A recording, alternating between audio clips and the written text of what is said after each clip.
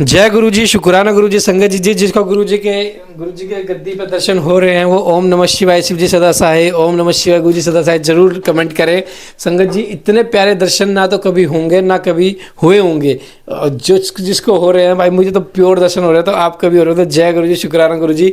मैं अभी आपको बता दूं कि यहाँ पे हो रहे हैं, देखो गुरु जी के स्वरूप के नीचे देखो गुरु जी की परछाई ऐसे कैसे दिख रही है कि गुरु जी साक्षात बैठे हुए हैं और विराजमान है गद्दी पर। क्योंकि अभी गुरु जी का हम सत्संग करेंगे, एक छोटा सा प्यारा सा, क्योंकि गुरु जी की ब्लेसिंग है, गुरु जी का ही सब कुछ है। और गुरु जी को जितना वक्त दोगे, गुरु जी को जितना शुक्राना करोगे, उतना ही गुरु जी हमारे करीब आएंगे, उतना ही गुरु जी हमारा कल्याण करेंगे। छोटी छोटी चीज़ों का भी गुरु जी इस तरीके से ख्याल रखते हैं। संगत जी मैं क्या ही वखा करूं, बहुत प्यारे हैं हमारे गुरु जी, बहुत प्यारे हैं और इतना ख्याल रखते हैं ना अपनी संगत का, जिसकी तो हम कभी सोच भी नहीं सकते। हमें तो पता ही नहीं होता हमारे पास कौन सा कष्ट आने वाला, कौन सा नहीं आने वाला, गुरु जी उसे काट भी देते हैं।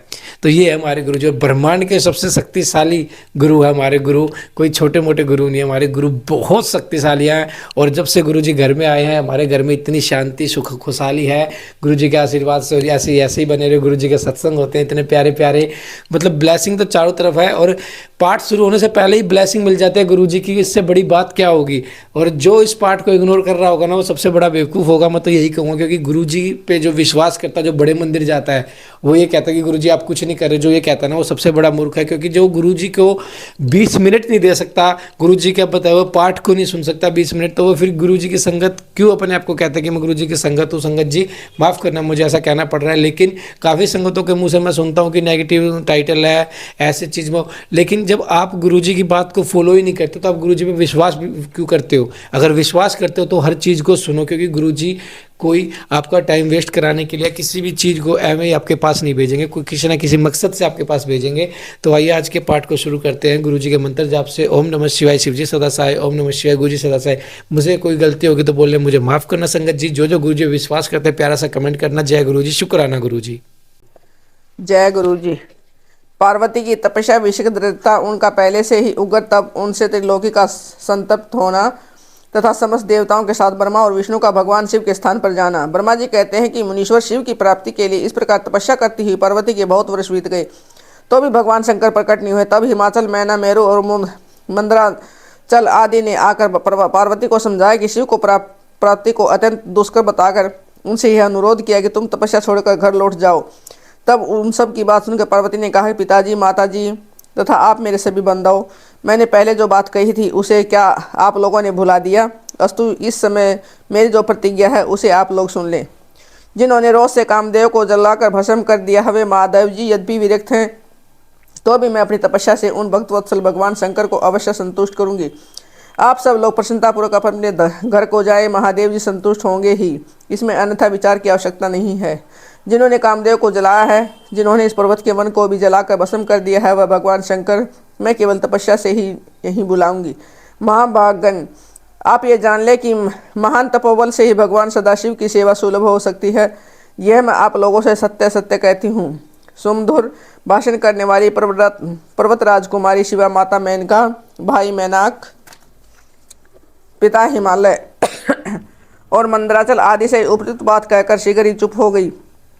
शिवा के ऐसा कहने पर वे चतुर चालाक पर्वत, गिरिराज, सुमेरु आदि गिरिराज की बारंबार प्रशंसा करते हुए अत्यंत विस्मित हो जैसे ही आए थे वैसे ही लौट गए। उन सबके चले जाने पर सखियों से गिरी ही पार्वती मन में यथार्थ निष्ठा करके पहले से भी अधिक उग्र तपस्या करने लगी। मुनि श्रेष्ठ देवताओं, असुर, मनुष्य और चराचर प्राणियों सहित समस्त त्रिलोकी उस महती तपस्या से संतप्त हो उठा। उस समय समस्त देवता, असुर, यक्ष, किन्नर, चारण, सिद्ध, साध्य, मुनि, विद्याधर, बड़े बड़े नाग, प्रजापति, गुहयक तथा अन्य लोग महान से महान कष्ट में पड़ गए, परंतु इसका कोई कारण उनकी समझ में नहीं आया। तब इंद्र आदि सब देवता मिलकर गुरु बृहस्पति से सलाह ले बड़ी विहलता के साथ सुमेरु पर्वत पर मुझविदाता की शरण में आए। उस समय उनके सारे अंग संतप्त हो रहे थे। वहां आप मुझे प्रणाम करो। उस सभी व्याकुल और कांतिहीन देवता ने मेरी स्तुति करके एक साथ ही मुझसे पूछा, पर जगत के संतप्त होने का क्या कारण है? उन सब का प्रश्न सुनकर मन ही मन शिव का स्मरण करके विचारपूर्वक मैंने सब कुछ जान लिया। उस समय विश्व में जो दाह उत्पन्न हो गया था वह गिरिराज की तपस्या का फल है। यह जानकर मैं उन सब के साथ शीघ्र ही अक्षय सागर को गया, जहाँ जाने का उद्देश्य भगवान विष्णु से सब कुछ बताना था। वहाँ पहुंचकर देखा भगवान श्री हरि सुखद आसन पर विराजमान है। देवताओं के साथ मैंने हाथ जोड़कर प्रणाम किया और उनकी स्तुति की और कहा कि महाविष्णु तपस्या में लगी हुई पार्वती परम उग्र तप से संतप्त हो, हम सब लोग उनकी शरण में आए हैं, आप हमें बचाइए बचाइए।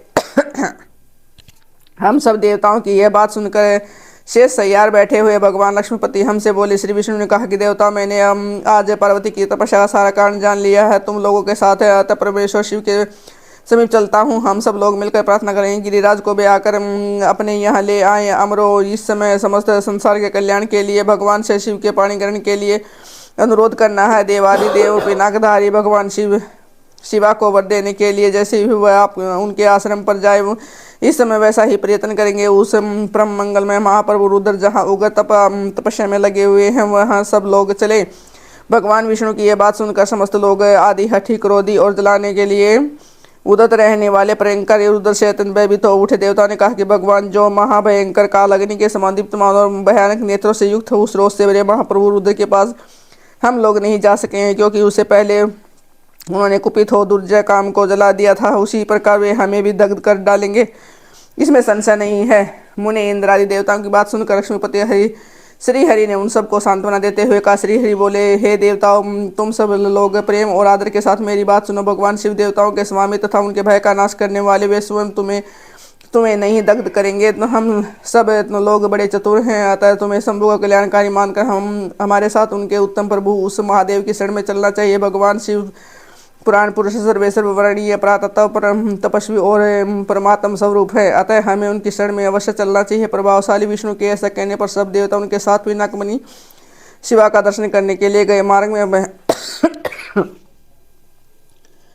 में पार्वती का आश्रम पहले पड़ता था, अतः उन गिरिराज नंदिनी की तपस्या देखने के लिए विष्णु आदि सब देवता कौतूहलपूर्वक के आश्रम पर गए। पार्वती के श्रेष्ठ तप को देखकर सब देवता उनके उत्तम तेज से व्याप्त हो गए।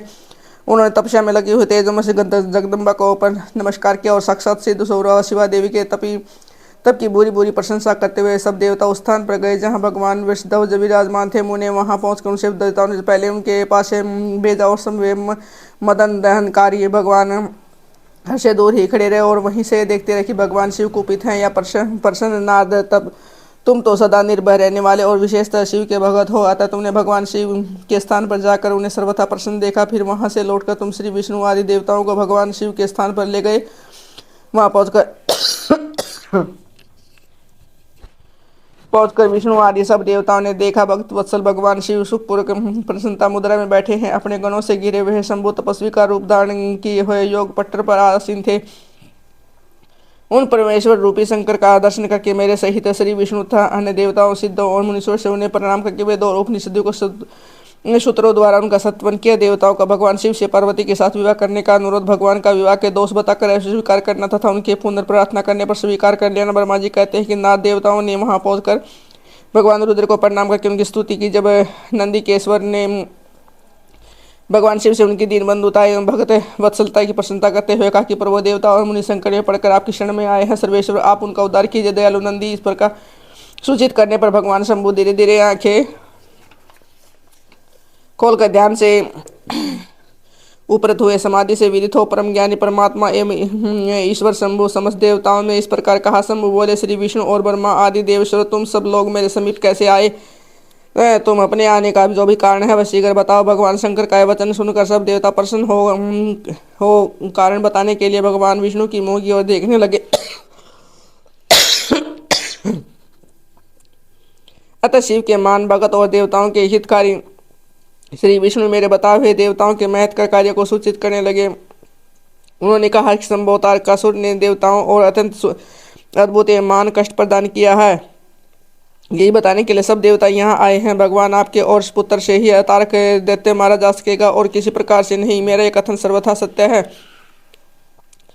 महादेव, इस प्रकार विचार करके आप कृपा करें। आपको नमस्कार है। स्वामी तारकासुर के द्वारा उपस्थित किए गए इस कष्ट से आप देवताओं का उद्धार कीजिए। देव शंभो, आप दाहिने हाथ से गिरिजा का पाणी ग्रहण करें। गिरिराज हिमवान के द्वारा की महानुभाव पार्वती को पाणी ग्रहण के द्वारा ही अनुग्रहित कीजिए। श्री विष्णु का यह वचन सुनकर योग परायण भगवान शिव ने उन सबको उत्तम गति का दर्शन कराते हुए इस प्रकार के देवता, जो ही मैंने सर्वांग सुंदरी गिरिजा देवी को स्वीकार किया है, त्यों ही समस्त असुर सुरेश्वर तथा ऋषि मुनि सकाम हो जाएंगे। फिर तो वे परमार्थ पथ पर चलने के समर्थ न हो सकेंगे। दुर्गा अपने पाणी ग्रहण मात्र से ही कामदेव को जीत कर देगी। विष्णु, मैंने कामदेव को जलाकर देवताओं का बहुत बड़ा कार्य सिद्ध किया है। आज से सब लोग मेरे साथ सुनिश्चित रूप से निष्काम होकर रहें। देवताओं, जैसे मैं हूँ उसी तरह तुम सब लोग पृथक पृथक रहकर कोई विशेष प्रयत्न किए बिना ही अत्यंत दुष्कर एवं उत्तम तपस्या कर सकोगे। तब उस मदन के न होने से तुम सब देवता समाधि के द्वारा परमानंद का अनुभव करते हुए निर्विकार हो जाओ, क्योंकि काम नरक की ही प्राप्ति कराने वाला है। काम से क्रोध होता है, क्रोध से मोह होता है, मोह से तपस्या नष्ट होती है। अतः तुम सभी श्रेष्ठ देवताओं को काम और क्रोध का परित्याग कर देना चाहिए। मेरे इस कथन को सभी अन्यथा नहीं माना चाहिए। ब्रह्मा जी कहते हैं कि नाद वृषभ के चिन्ह से युक्त ध्वजा का धारण करने वाले भगवान महादेव ने इस प्रकार की बातें सुनाकर ब्रह्मा विष्णु देवताओं तथा मुनियों को निष्काम धर्म का उपदेश दिया। तदंतर भगवान शंभु पुनः ध्यान लगाकर चुप हो गए और पहले की बात ही पार्षदों में से घिरे हुए सुस्थिर भाव से बैठ गए। वे अपने मन में ही स्वयं आत्म स्वरूप निरंजन निराभास निर्विकार निरामय परातत पर नित्य ममता रहित निर्विग्रह शब्दातीत निर्गुण ज्ञान गम्य एवं प्रकृति से पर परमात्मा का चिंतन करने लगे। इस प्रकार परम स्वरूप का चिंतन करते हुए वे ध्यान में स्थित हो गए। बहुत से प्राणियों को सृष्टि देने वाले भगवान शिव ध्यान करते करते ही परमानंद में निमग्न हो गए। श्री हरि एवं इंद्र आदि देवताओं ने जब परमेश्वर शिव को ध्यानमग्न देखा तब उन्होंने नंदी की समाधि ली। नंदी ने पूर्ण दिन भाव से स्तुति करने के लिए कहा कि उनकी इस सत्यसम्मति के अनुसार देवता स्तुति करने लगे। वे बोले, देव देव महादेव करुणा सागर प्रभु, हम आपकी शरण में आए हैं, आप महान कलेश के से हमारा उद्धार कीजिए। ब्रह्मा जी कहते हैं, नाद इस प्रकार बहुत दीनतापूर्वक उक्ति से देवताओं ने भगवान शंकर की स्तुति की। इसके बाद वे सब देवता प्रेम से विकलित होकर उच्च स्वर से फूट फूट कर रोने लगे। उनके साथ भगवान श्री हरि उत्तम भक्तिभाव से युक्त हो मन ही मन भगवान शंभु का स्मरण करते हुए अत्यंत दीनतापूर्वक वाणी द्वारा उनसे अपना अभिप्राय निवेदन करने लगे।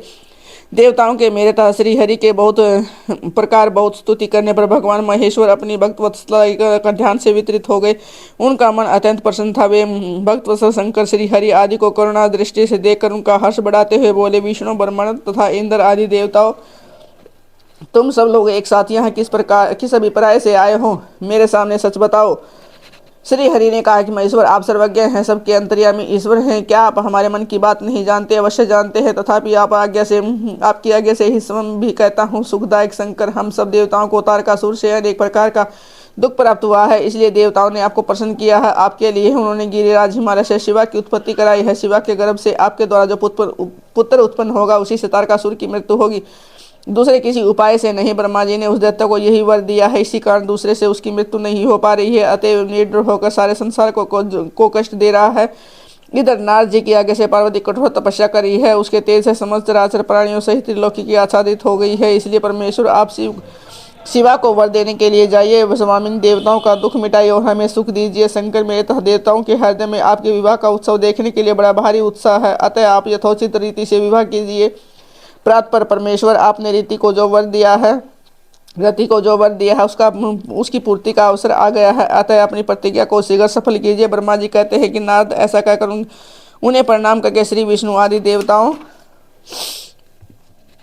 और महर्षियों ने नाना प्रकार के स्तोत्र द्वारा पुनः उनकी स्तुति की। फिर वे सब के सब उनके सामने खड़े हो गए। भक्तों के अधीन रहने वाले भगवान शंकर भी, जो वेद मर्यादा के रक्षक है, देवताओं की बात हंसकर बोले, हे हरे, हे विदे और हे देवताओं, तुम सब लोग आदरपूर्वक सुनो। मैं यथोचित विशेषतः विवेकपूर्ण बात कर रहा हूँ। विवाह करना मनुष्यों के लिए उचित कार्य नहीं है, क्योंकि विवाह दृढ़तापूर्वक बांध देने वाली एक बहुत बड़ी बेड़ी है। जगत में बहुत से कुसंग है, परंतु स्त्री का संग उनसे सबसे बढ़कर है। मनुष्य सारे बंधनों से छुटकारा पा सकता है, परंतु स्त्री प्रश्न रूपी बंधन से मुक्त नहीं हो पाता। लोहे और काठ की बनी हुई बेड़ियों में दृढ़तापूर्वक बंधा हुआ पुरुष भी एक दिन उस कैद से छुटकारा पाता, परंतु स्त्री पुत्र आदि के बंधन से बंधा हुआ मनुष्य कभी छूट नहीं पाता। महान बंधन में डालने वाले विषय सदा बढ़ते रहते हैं। जिनका मन विषयों के वशीभूत हो गया है, उनके लिए मोक्षोपन में भी दुर्लभ है। विद्वान पुरुष यदि सुख चाहता है तो विषयों को विधि पूर्वक त्याग दे। विषयों को विष के समान बता गया है, जिनके द्वारा मनुष्य मारा जाता है। विषय के साथ वार्ता करने मात्र से पुरुष क्षण भर में पतित हो जाता है। आचार्यों से विषय को मिश्री मिलाई हुई वाणी भी मदिरा कहा है। यद्यपि मैं उस बात को जानता हूँ कि यद्यपि विषयों के इस सारे दोषों का मुझे विशेष ज्ञान है, तथापि मैं तुम्हारी प्रार्थना को सफल करूंगा, क्योंकि मैं भक्तों के अधीन रहता हूँ और भक्त वत्सलता वत्स उचित अनुचित सारे कार्य करता हूँ। इसलिए तीनों लोकों में ये अयथोचित कर्ता के रूप में मेरी प्रसिद्धि है। भक्तों के लिए मैंने अनेक बार बहुत से प्रयत्न करके कष्ट सहन किए हैं। गृहपति होकर विश्वानर मुनि का दुख दूर किया है। हरे विधे, अब अधिक कहने की क्या आवश्यकता है। मेरी जो प्रतिज्ञा है उसे तुम सब लोग अच्छी तरह जानते हो। मैं यह सत्य कहता हूँ कि जब जब भक्तों पर कहीं विपत्ति आती है तब तब मैं तत्काल उनके सारे कष्ट हर लेता हूँ। तारकासुर से तुम सब लोगों को जो दुख प्राप्त हुआ है उसे मैं जानता हूँ, उनका हरण करूंगा। यह भी सत्य सत्य बात बता रहा हूँ।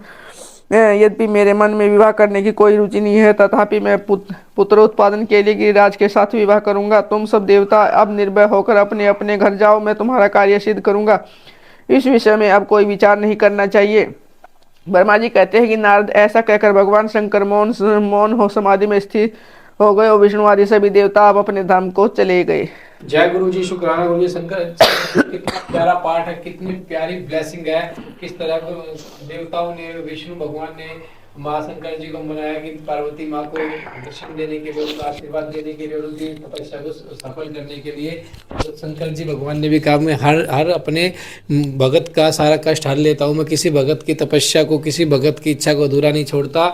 और देखो संगत जी, इतनी ब्लेसिंग है इस पाठ में, जबकि हर चीज़, हर शब्द आपके सामने प्रत्यक्ष है और हर चीज़ का शब्द का अर्थ भी आपको पता चल रहा है, फिर भी हम संगत इस पाठ को इग्नोर कर रहे हैं ना, तो हमसे बड़ा बेवकूफ़ कोई नहीं होगा। मैं तो ये कहना चाहूँगा संगत जी, प्लीज़ पाठ को एंड तक जरूर सुनिए और प्यारा सा कमेंट कीजिए जय गुरु जी, शुक्राना गुरु जी। इस शब्द में इतनी शक्ति है ना गुरु जी के शब्द शुक्राना में, जिसकी आप कल्पना भी नहीं कर सकते। जो नई संगत जुड़ रही है उनको अगर कोई प्रॉब्लम हो रही है तो आप मुझे कमेंट कर सकते हैं, मैसेज कर सकते हैं, मैं आपको तुरंत बताऊंगा कि कैसे आपको पाठ सुनना है, किस टाइम। आप किसी भी टाइम पाठ सुन सकते हो गुरु जी के आशीर्वाद से, किसी भी टाइम आप मेट्रो में चलते हुए, आप किसी भी टाइम, बस आपके मन में श्रद्धा होनी चाहिए, क्योंकि भगवान शिव खुद कहते हैं मैं नियमों को नहीं मानता, बस मन की श्रद्धा को मानता हूँ। गुरु जी भी यही कहते हैं कि मन में प्यार रखो, बाकी सब मैं अपने आप देख लूँगा। तो आज के लिए इतना ही था संगत जी। चैनल को सब्सक्राइब कीजिए और डेली शाम को 5 बजे पाठ आ जाता है और उसे जरूर एंड तक सुनिए। जय गुरु जी, शुक्राना गुरु जी।